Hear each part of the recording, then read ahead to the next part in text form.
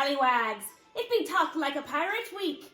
Let's batten down our hatches and enjoy the tale of Goldenlocks and the 3 pirates.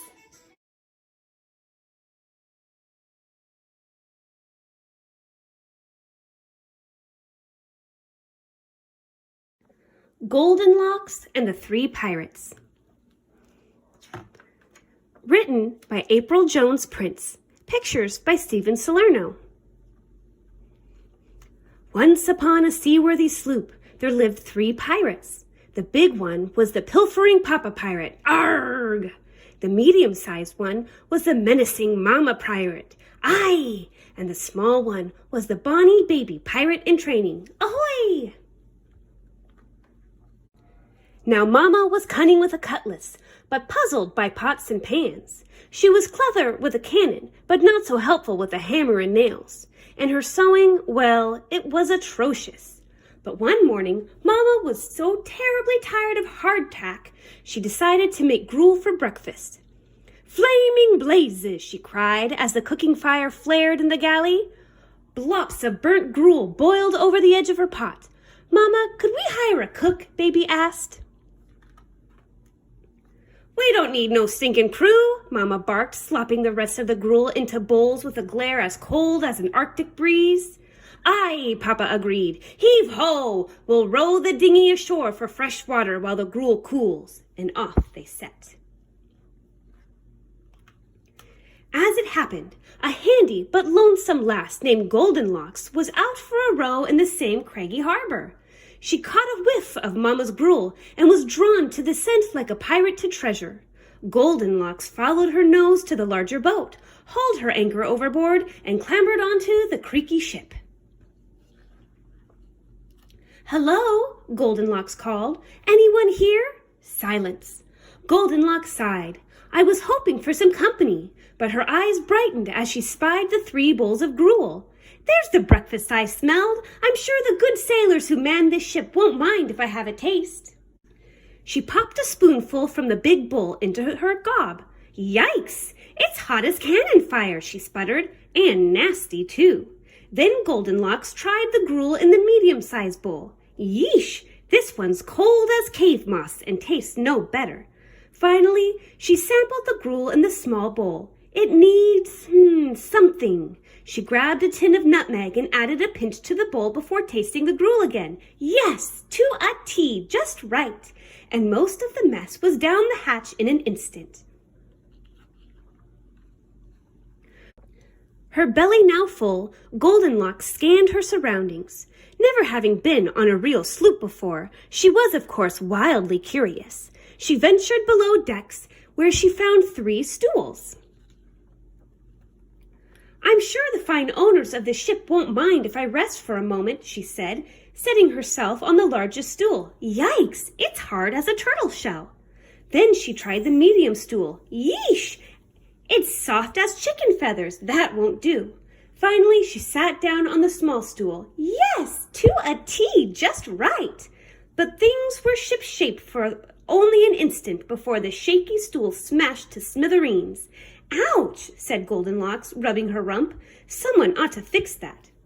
Finding a mallet, nails, wood, and some tar, Goldenlocks set to work. Soon the stool was sturdy as a sea chest.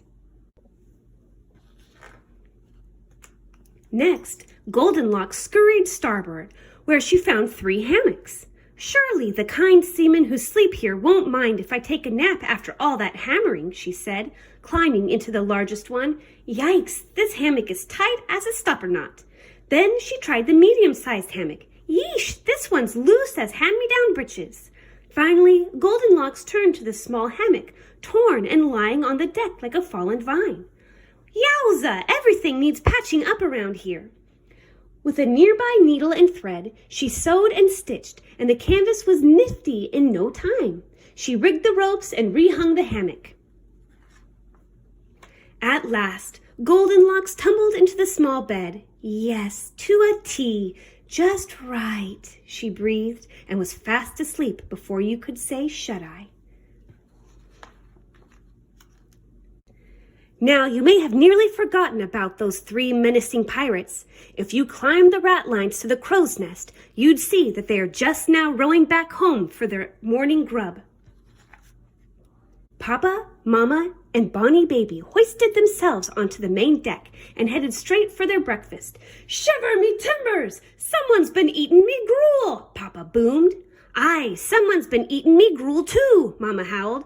"Someone's been eating me gruel as well," Baby piped up, "and most of it's in their stomach quarters." Mama leaned closer, sniffed, and stuck her finger into Baby's bowl for a taste. "This has been doctored with something better than bilge water," she mumbled. "I should have thought of that. That's right good plunder." "Let's find the filthy scallywag who's breached our bow," Papa thundered. He stomped below decks, following closely by Mama and Baby.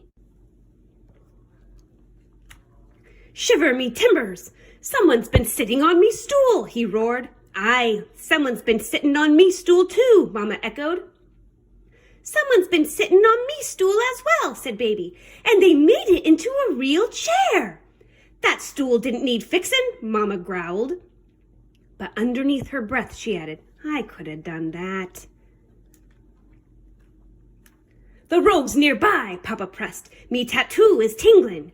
Papa followed the prickled sensation, slinking towards the sleeping quarters. "Shiver me timbers! Someone's been sleeping in me hammock," Papa bellowed. "Aye, someone's been sleeping in me hammock too," Mama cried. "Someone's been sleeping in me hammock as well," Baby shrieked with delight, "and they strung it back up all good and cozy like." Mama scowled. "I would have got to that," she muttered. "But why is me bed bulging like a bag of gold bullions?" Baby asked. At that moment, Goldenlocks' eyes snapped open to find the 3 scoundrels sizing her up. "Did you mend me bed?" Baby asked. "Did you sort his stool?" Papa demanded. "Did you soup up me gruel?" Mama questioned. "How dare ye?" "Why, yes," Goldenlocks stammered. "Everything's a bit ragged around here, you know. Someone had to fix things." She sat up, gathered a better view of her visitors. Goldenlocks gasped. "Are you pirates? Where's your crew?" "We don't need no stinkin'," Papa began. But a glimmer grew in Mama's eyes. "Say, lassie," she interrupted, "you're handy to a T. Our family could do with a gal like you. How's about turning pirate?" Once upon a seaworthy sloop, there lived 4 pirates.